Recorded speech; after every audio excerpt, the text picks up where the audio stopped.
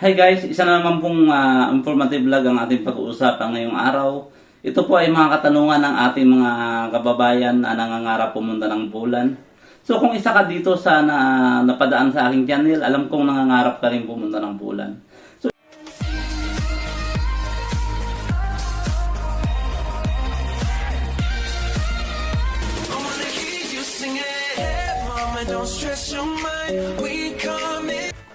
hi guys, isa na naman pong informative vlog ang ating pag-uusapan ngayong araw. Ito po ay mga katanungan ng ating mga kababayan na nangangarap pumunta ng Poland. So kung isa ka dito sa napadaan sa aking channel, alam kong nangangarap ka rin pumunta ng Poland. So subscribe mo na kung bago ka pa lang napadaan sa aking channel, i-hit mo yung notification bell button para lagi kang updated sa mga bidyong gagawin ko. Ako si Arjen Martinez, ang nagsishare ng mga impormasyon about sa Poland. Maging ang job hiring ay nagagawa ko rin i-share sa inyo. So, bago nga pala sisimulan ng ating vlog, kabayan, saang panig ka man ng mundo ngayon, Merry Christmas! Mag-ingat po tayo. Katulad kong OFW na patuloy na lumalaban para sa kanilang pamilya. Kabayan, Merry Christmas! Mabuhay po! So, nangalap ako ng mga katanungan, 10,000 katanungan ng ating mga kababayan dito sa Poland. So, ito nasa comment section ko. At ngayon, bibigyan natin ng mga kasagutan. Namili ako ng 10,000 guys. 10,000 katanungan na importante para sa ating mga kababayan. So guys, disclaimer lang guys. Lahat ng sasabihin ko ay hindi po ako expert dito. Base lang po ito sa aking mga experience at sa base sa aking mga research.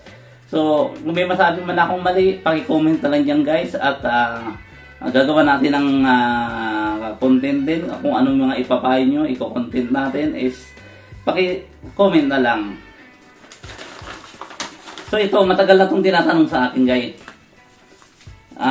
Gusto niya lang umuwi ng Pilipinas at wala pa siyang desisyon ng TRC. So may yellow card daw siya. Guys, ang yellow card, ilang beses ko lang inulit yan. Ang yellow card po ay walang kwenta yan. Useless yan.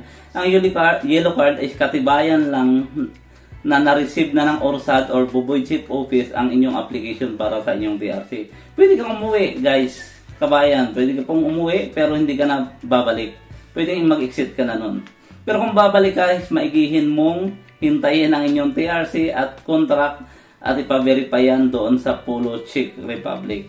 So, gagawa natin ng bagong content yan. So, yun lang muna ang aking informasyon na i-share about sa pag-uwi lang muna.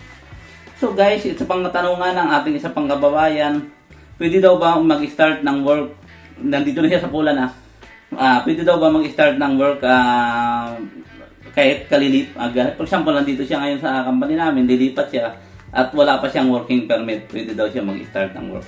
Guys, pwede pong mag-start ng work kahit walang working permit. Pero, may pero pag nahuli ka, may posibilidad na ma-deport ka or makasuhan ng iyong agency. Kung nasa agency ka. Pero kung nasa employer ka, may posibilidad din na mag-penalty ang inyong agency pag nahuli kayo. Kaya kabayan, mag-ingat po tayo sa palipat-lipat ng company at wala pang sure yung ating working permit. Hindi rin daw po pwede yung sabi nila na on process yung working permit at nagtatrabaho ka na. So meron nagpapa-start na iba, pero guys, delikado yun. At kung mahuli, nakasalang-alang yung ating career dito. Yung guys, sana malinaw ha. Yung palipat-lipat sa mga palipat-lipat ng company dyan. Yung mga agency, sa company na palipat-lipat sila, walang problema kasi nakakontra kayo sa agency. Pero kung sa mga naka-direct hire kayo, doon tayo nagkakaproblema. Kung for example, sa company ko ngayon, lilipat ako doon sa isang company na hindi naman to branch ng hotel na pinagtatrabahuan ko, is delikado po yun. At wala akong working permit ng company na yun. Okay, malinaw tayo doon. Ito pa, isa rin po sa mga 10,000 katanungan ng ating mga kababayan. Kabayan, pwede po ba akong maghanap ng work yan? Magtutourist visa ako. Lagi na itong tinatanong sa akin, so ngayon pagbibigyan natin ng kasagutan. Guys, kung magtutourist visa ka rito kabayan sa Poland, so bihira sa employer ang magbibigay sa'yo ng job offer dito kasi ang tourist visa ay hindi siya ganun kadali ayusin. Mahirap siyang ayusin guys. So, ganito ang gagawin mo kabayan. For example, talagang pinalad ka na makatagpo ka ng employer nagbigay ng job offer sa'yo at kaya nilang ipa-verify yung contract sa Polo Czech Republic. So, uuwi ka kung saang origin country ka nang galing at doon ka mag-a-apply ng visa mo at mapapalitan niya ng visa, working visa. Sorry. Mapapalitan niya ng working visa mo yung katulad ng tourist visa ng Schengen. Papalitan nila yan ng Schengen working visa na. So, pwede. Pero kung dito sinasabi mo na dito ka na mag-ayos ng papel, guys, hindi yan po pwede. Hindi ka nila papayagan mag-ayos ng papel dito. Kasi unlike sa katulad nung sa Dubai, maraming Pilipino ang ginagawa yan na magtuturist doon sa Dubai at doon na maghahanap ng employer at ayusin ang visa doon. Doon pwede, pero dito guys hindi. Mahirap siya. So, kailangan mong umuwi doon sa origin country mo. Kung sa home country mo o sa Pilipinas, doon ka magpa-process ng visa mo, ng working visa. So, sana naintindihan nyo yun guys. Kung ano pang gusto nyo i-content natin sa sunod na araw, paki-comment nyo na lang guys. So, isa pa sa mga katanungan ng ating mga kababayan, lalo-lalo na ngayon, napakarami ng refusal na nangyayari sa Pilipinas o saan mang country. So, dahil nga doon, naghihigpit si Pulan. So, may nag-PM sa akin, ilang beses na raw siyang na-refuse. Ang tagal niyang hinintay yung visa appearance niya guys, tapos nung after niya mag-visa appearance, na-refuse siya. So, pwede daw ba siya mag-apply ulit? So, pag nire-schedule kayo ng tips na rin to guys, hindi lang basta sabing pwede. Pag pwede po kayo ng paulit-ulit na ilang beses kayo ma-refuse, yun nga lang po, may kapalit na pera yan, magbabayad kayo. Dati kasi magkano lang yung mga visa appearance dati guys is nasa 3,000 pesos lang yata. Kasi nung sa Malaysia kami, 350 ringgit lang ang binayaran namin. So magkano na sa piso yun? Siguro mga 3,500, ganun. So, kung ngayon daw siguro nasa 10,000 ang visa appearance, hindi ko lang alam kung tama. Paki-correct na lang guys kung nanonood kayo ngayon kung magkano ang visa appearance niyo na binayaran. Paki-comment nyo naman sa baba. So, ilang beses na raw siyang na-refuse guys. So, may pag-asa daw ba siyang pwede daw ba siyang mag-apply ulit?